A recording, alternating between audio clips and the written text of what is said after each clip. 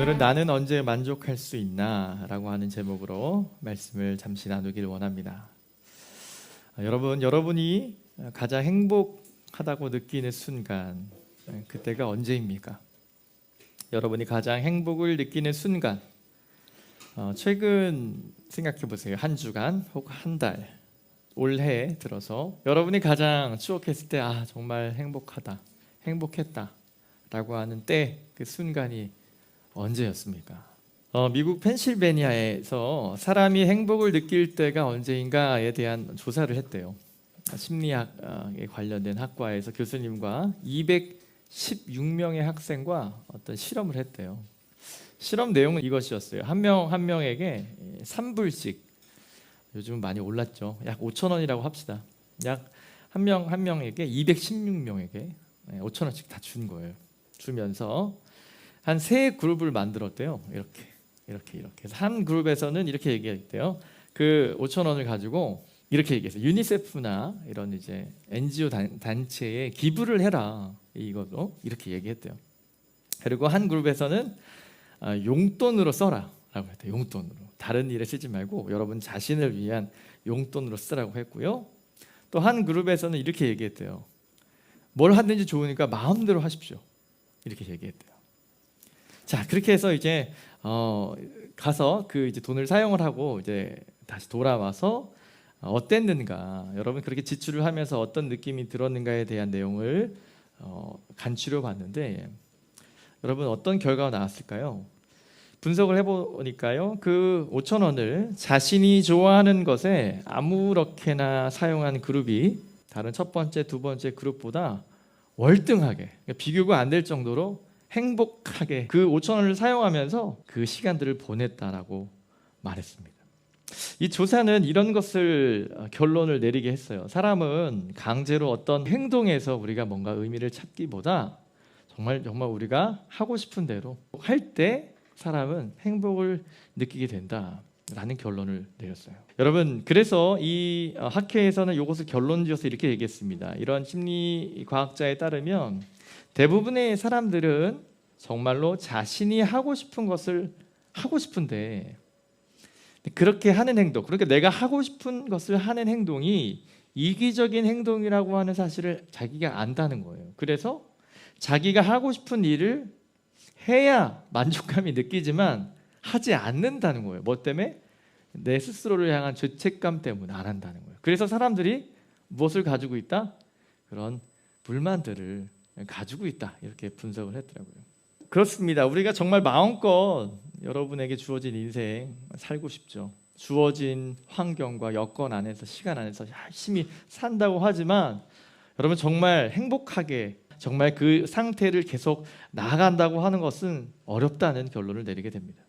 우리가 즐거워하는 어떤 일을, 여러분 정말 행복해하는 그 일을 무한한 시간 동안, 그리고 여러분이 넘치는 열정과 에너지로 가장 즐겁게 그 행동을 한다고 여러분 상상해 보세요.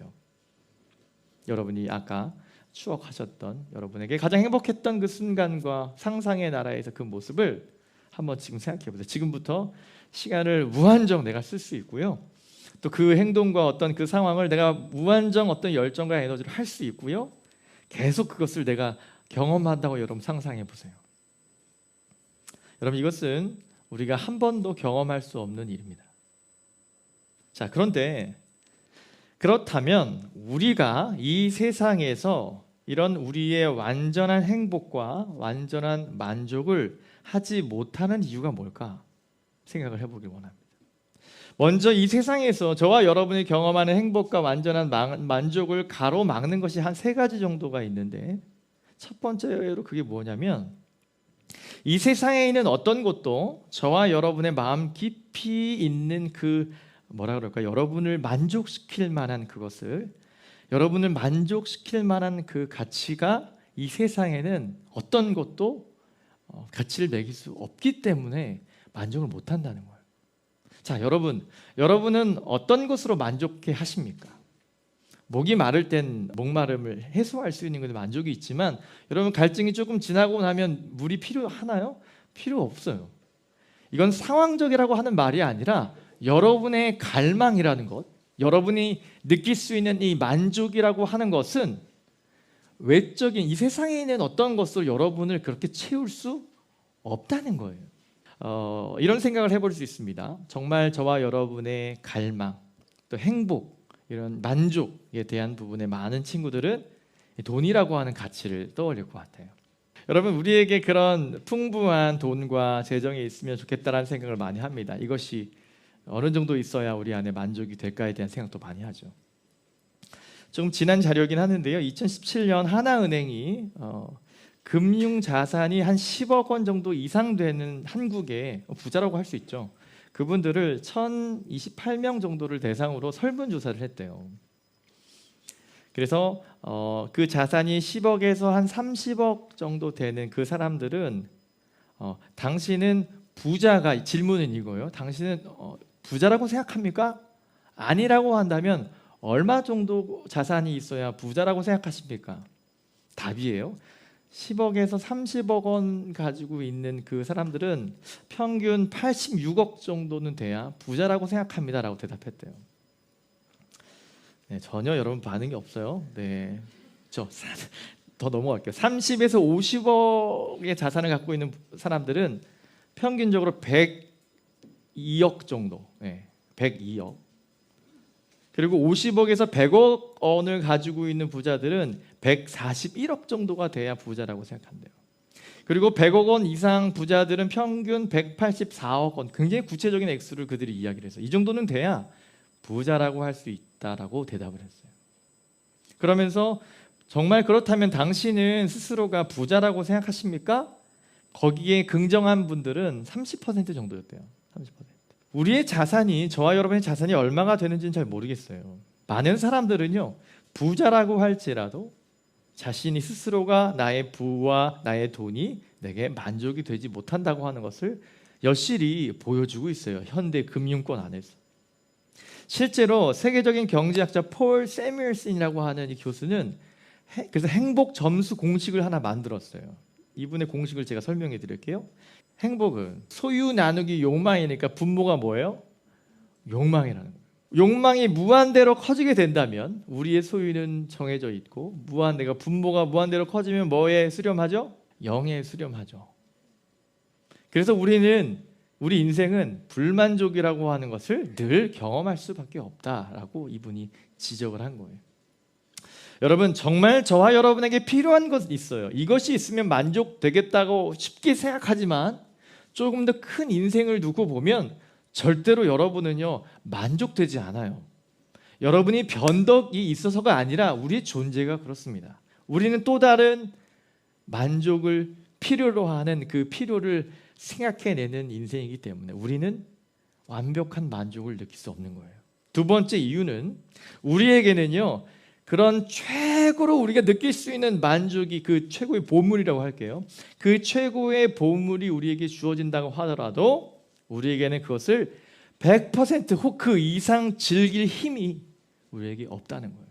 여러분, 여러분이 만족하실 수 있을 만한 그 몇십억 원 이상의 재정이나 어떤 그런 시간이나 여러분이 정말 즐기는 그런 행복의 순간들, 만족의 순간들이 왔다고 하자고요. 그런데 여러분이 그것을 마음껏 즐기는 여러분 안에 건강이 없다면, 여러분이 그런 것을 다 감당할 수 있는 시간이 없다면, 여러분, 그것이 여러분에게 만족이 되지 않는다는 거죠. 여러분, 그 독일의 철학자의 쇼펜하우어라고 하는 철학자가 이런 말을 했습니다. 건강이라고 하는 것이 행복의 가장 중요한 요인이라고 얘기했어요. 그래서 많은 사람들은 WHO가 이 쇼펜하우어의 이 말에 의해서 만들어졌다고 얘기를 하거든요. 우리가 흔히 우리 도가에서 많이 말할 수 있겠지만 건강이 가장 중요하다 이런 얘기를 많이 하잖아요.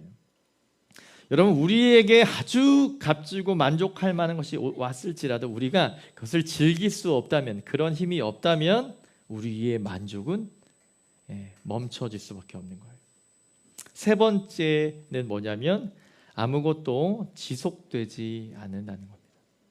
유사한 의미가 있겠지만 분명한 것은 우리가 만족할 수 있는 것은 어제의 만족이 오늘의 만족이 되지 않는다는 거죠. 그래서 여러분, 저와 여러분의 인생에서의 만족은요, 언제나 마지막에 있어요. 그래서 인생은 외로움을 느끼고요, 아픔을 느끼는 겁니다. 만족을 느끼지 못하는 거예요. 우리가 변덕스러워서가 아니라 우리 인생이 그러한 존재이기 때문에 그렇습니다.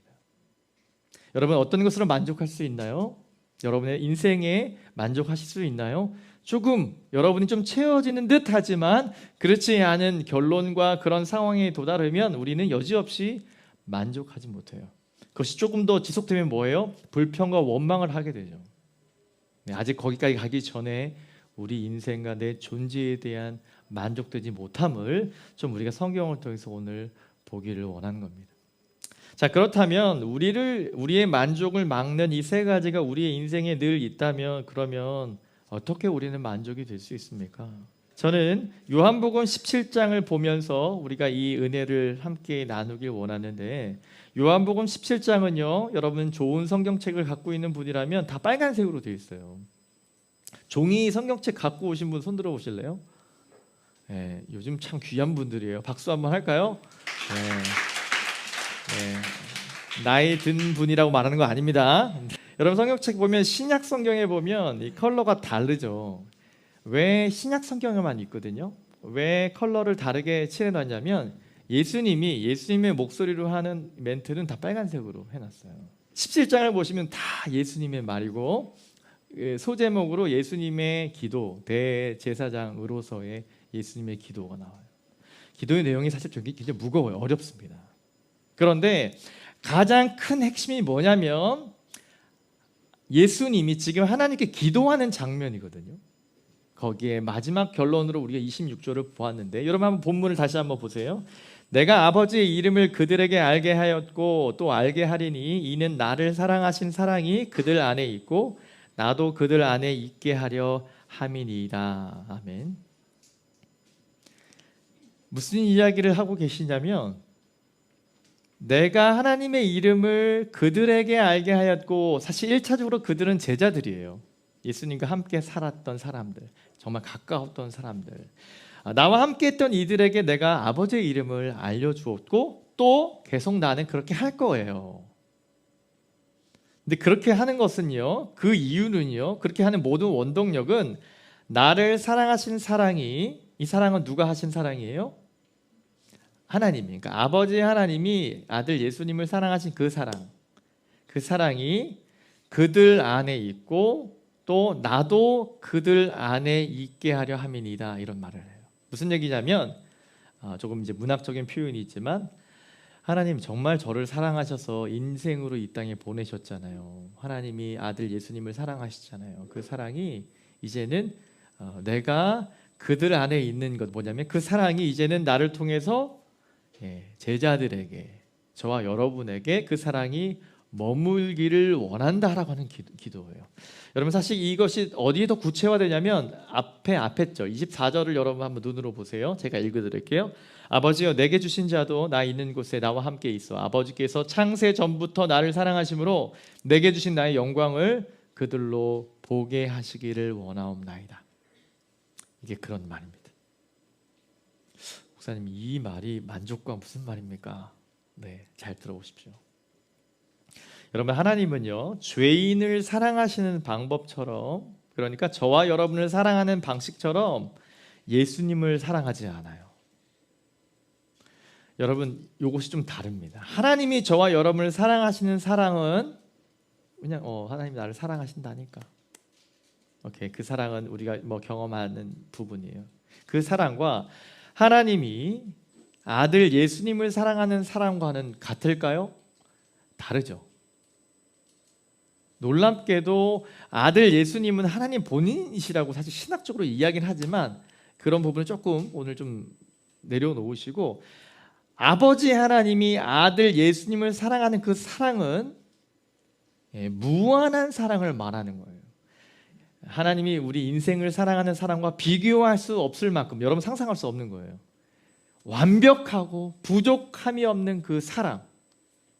자, 그 사랑이, 그 아들은 무한한 사랑받기에 합당하시기 때문에 하나님은 그 예수님을 사랑하시는 거예요. 자, 아들이 무한히 사랑스럽기 때문에 하나님께서 그 아들을 사랑하시는데, 하나님이 아들 예수 그리스도를 사랑하시는 것, 무한한 하나님의 무한한 그 사랑, 이 사랑이 무엇냐면 예수님에게 있어서의 완벽한 만족이었다는 거예요. 여기 힌트가 다 들어있습니다. 하나님이 자기 자신을 사랑했던 그 사랑을 예수님은 다 알고 계셨어요. 이 사랑을 나 혼자 이 만족을 느낄 수 없기 때문에 이것을 어떻게 하는 거예요? 제자들에게 흘려 보내려고 하는 거예요. 저와 여러분에게 흘려 보내려고 하는 거예요. 뭐가? 사랑이죠, 사랑. 사랑이 뭔데요? 저와 여러분의 인생에 전혀 경험할 수 없었던 그 만족, 어느 순간이 되면 늘 그쳐주고 멈춰주고 우리가 넘어질 수밖에 없는 그 만족이 아닌 영원한 만족이라고 하는 것을 유일하게 뭐로써? 이 사랑이라고 하는 것을 우리에게 주신다는 거예요. 여러분, 이 사랑이 완전한 즐거움이라고 하는 것을 우리가 오늘 요한복음 17장의 전부를 통해서 볼 수가 있어요. 정말 부럽죠. 아버지 하나님이 그 예수님을 그렇게, 그 아들을 그렇게 사랑하신다는 거죠. 저는 요한복음 17장을 보면서 이런 생각을 했습니다. 여러분, 예수님이 하나님이시잖아요. 여러분 믿으세요?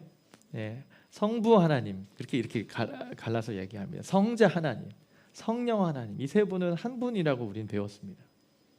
자, 예수님이 하나님께 기도할 이유가 있나요? 기도하실 이유가 없으시죠. 그분은 같은 분이시고 생각만 하시고 하셔도 다 교통하시고 항상 같이 하시는 분이거든요. 그러면 요한복음 17장은 어떻게 보면 잘 짜여진 드라마도 같습니다. 우리 진영 형제 어디죠? 네, 아주 배우의 소질에 여러분 삼척이나 이런 데 보면 같이 이렇게 막 좋은 이제 연기를 보여줬어요. 저는 이 요한복음 17장을 보면서 진영 형제가 생각났어요. 마치 우리 주님께서, 여러분 문학 작품은 그것을 통해서 보여주려고 하는 가치가 있어요. 그렇죠? 그리고 그것은 예상하는 독자와 청자가 있는 거죠. 그들에게 뭔가 전달하려고 하는 명확한 메시지가 있을 때 뭐 음악을 사용한다든지 여러 가지 것을 사용하는 거예요. 요한복음 17장은 우리 하나님과 아버지, 아들 예수 그리스도의 그 긴밀한 사랑의 이야기예요. 그 기도가 맞아요. 그런데 그것을 왜 오픈하냐는 거예요. 이것은 저와 여러분에게 이 메시지를 주고 싶으신 하나님의 이 명확한 계획이 나와요. 그것이 무엇입니까? 제자들이지만 그것은 저와 여러분에게 우리의 인생으로 오신 예수님이 이런 얘기를 합니다. 가난하게 사셨던 예수님께서 일찍 아버지를 여의고 그렇게 힘들게 어머니를 봉양하면서 살았던 동생이 넷이나 있어요. 여동생이 있었으면 더 많았겠죠. 다 먹여 살려 했었던 그 모진 그런 것을 다 경험하신 예수께서 또 기가 막힌 얘기, 나를 배신하는 유다를 이미 알고 있었지만, 여러분 정말 여러분이 사랑하는 그 지체가 여러분을 배신하는 걸 다 알면서도 그렇게 감당해냈던 그 인생의 어려움들 다 가지고 주님께 이렇게 기도하는 거죠. 제자들에게 이런 말을 하고 싶으셨던 것 같아요. 너희들이 인생을 사랑하기 위해서는 인생의 가치를 깨달아야 되는데 이게 쉽지 않다 이 말이죠. 깨달았다 하더라도 여러분 뭐예요? 우리는 금방 만족되지 못해요. 우리가, 여러분이 뭐 잘못 생각해서가 아니라 우리 존재가 그렇습니다. 우리 만족할 수 없어요. 우리 주님이 너무나도 잘 알았기 때문에 내가 누렸던 이 완벽한 만족을 제자들에게 흘려보내기를 원하셨다는 거예요. 오늘의 결론은 이것입니다. 저와 여러분은요, 만족할 수 없어요. 잠깐 만족하는 거예요. 그래, 그 잠깐도 즐기세요. 그렇게 세상은 얘기하잖아요. 잠깐 여러분 시간이 있을 때 젊음을 즐기세요. 우리 어른들 얘기하거든요. 그래, 좋을 때다 이런 얘기. 좋을 때니까 열심히 젊음을 만끽하고 하는 거죠. 그런데 조금 지나면 여러분 어떤 게 몰려와요. 여러분 가을 밖에 보면 예쁘잖아요. 이렇게 울긋불긋 낙엽이 아주 예쁘죠, 여러분. 예뻐야 돼요. 지금은 이걸 되게 우울하고 이제 인생이 끝인가 뭐 이렇게 생각하면 안 돼요. 이거 문제 있는 거예요. 청년이 아닌 거예요. 네. 그런데 여러분이 이렇게 좀 세대가 지나서 또 여러분 알게 모르게 어떤 개인적인 어떤 뭐 문제라든지 또 가까운 분들이 어떤 원치 않은 질고로 이러면 여러분의 감정과 상황들은 달라지거든요. 여러분 인생이라는 게 그렇거든요. 그래서 우리는 어떤 것 하나 만족이라고 말할 수 없어요. 그런데 우리 인생의 유일한 만족은 누가 주시는 거냐면 바로 예수 그리스도께서 하나님이 자신에게 주셨던 그 사랑과 그 만족을 저와 여러분에게 주신다 이 말입니다. 여러분 이 만족을 믿으시기를 축원합니다. 예수님은 하나님께서 당신의 아들 안에서 누리시는 이 기쁨을 우리가 아들 안에서 누리는 기쁨과 동일하게 하길 위해서 기도하고 있는 거예요. 쉽게 얘기하면 내가 누리는 이 만족 너희들이 누렸으면 좋겠다는 거예요. 그래서 하나님께 이렇게 기도하는 거예요. 주님, 제가 만족한 그 사랑 있죠. 우리 이 베드로나 이 친구들 알아야 되거든요. 제가 누렸던 그 경험하는 물론 인생의 아픔도 다 경험하고 계시지만 이것까지 참아낼 수 있고 견딜 수 있었던 물론 신인 동용적인 표현이기도 합니다. 인간으로 적용해 보자면 인생으로 이거 견딜 수 없는 거 아니에요, 여러분. 어떻게 불만족스러운 이 세상 가운데 어떻게 살아가겠어요? 하지만 주님이 주시는 이 기쁨과 만족이 저들 가운데 흘러 넘치기를 바라셨던 겁니다. 아들에 대한 하나님의 기쁨이 여러분 저와 여러분의 기쁨이 된다면 우리의 기쁨의 대상이신 예수님으로 인한 우리의 만족의 가치는 논리적 상황으로 보면 뭐예요? 무한한 거예요. 우리가 인생을 살면서 경험했던 만족과 전혀 다른 만족이죠. 정말 나답게 내 만족을 채워줄 수 있는 그 사랑, 그 기쁨, 만족이라고 할게요. 기쁨을 pleasure를 어떻게 번역하냐 만족이라고 합시다. 여러분 정말 여러분 인생을 살면서 만족할 수 있을 때 언제예요? 늘 변화하지요. 하지만 여러분이 잘 성장하는 여러분의 인생 가운데 진정한 만족은 오늘 주님의 기도처럼 주님께서 여러분에게 주신다는 거예요. 그 만족해 하심을 은혜를 누려야 여러분은 뭐예요? 하루를 의미 있게 살 수 있는 겁니다. 여러분 우리가 그 만족을 깨달을 때 그 가치가 무궁무진한 것을 경험하게 돼요. 결코 인생이 지루하거나 실망하거나 좌절하지 않을 거예요. 그럴 때도 있지만 그분의 만족되심을 우리가 계속 묵상한다면 우리는 질리지 않는 거죠. 하나님의 아들보다 더 큰 보물을 여러분 생각할 수 없어요. 여러분 이 얘기는 목사님 그러면 돈 벌지 말란 얘기인가요? 어떤 이런 계획을 세우고 나아가려고 내 만족을 위해서 사는 이런 것들을 이야기하는 건가요? 여러분 잘 적용해 보세요. 하나님의 주시는 여러분 안에 인생이 주시는 그 만족은 예수 그리스도의 사랑 가운데 있어요. 그 사랑 안에 머무르고 계시다면 여러분의 하는 모든 행동과 모든 일 가운데 하나님이 그 마음을 그 만족이라고 하는 걸 보내주실 거예요. 열심히 여러분 공부해 보세요. 열심히 다 해냈어요. 이 일에서 오는 만족이 아니라 그 일을 다 해낸 상황 가운데 하나님이 주시는 만족이 있어요. 이렇게 표현할 수밖에 없어요. 이것을 경험해야 돼요. 이 땅의 젊은이들. 여러분이 학생이세요? 여러분이 어떤 직장 가운데 여러분이 만족하지 못하는 상황이겠죠. 그 상황에서 그 일들을 열심히 해 나갈 때 주님이 만족을 주시는 그것을 경험한다면 여러분 그 하루가 내일이 되는 거예요. 늘 똑같은 반복이라고 말하지만 우리는 늘 똑같지 않아요. 우리는 늘 똑같은 강을 들어가지 않는다라고 하는 말처럼 우리 하나님은요 늘 똑같은 삶을 우리를 인도하지 않으세요. 늘 새로운 만족으로 저와 여러분을 인도하심을 여러분 믿으시기를 바랍니다. 여러분 여기 예수님이 기도하시는 것을 여러분 생각해 보십시오. 이 무궁무진한 이 보물을 음미하는 우리의 능력, 즉 에너지와 열정은 저와 여러분의 약점과 어떤 건강에 의해서 제한되지 않아요. 왜냐하면 그분이 우리 안에 부어주시는 것이죠. 하나님의 아들의 전능하신 아버지와 함께 누리게 되기 때문에 여러분이 만족하느냐 안 하느냐 문제가 아니라 그분이 우리에게 부어주신다고 한다는 사실이에요. 하나님 아들에 대한 하나님의 기쁨이 우리 안에 있을 것이고 바로 그것은 저와 여러분의 기쁨이 될 것입니다.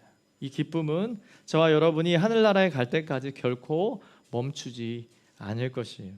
왜냐하면 아버지도 아들도 결코 끝나지 않기 때문입니다. 서로에 대한 그들의 사랑은 예수 그리스도를 통해서 저와 여러분에게 언제나 만족이 되시는 사랑으로 흘러가게 될 것입니다. 24절 말씀을 다시 한번 주목하십시오.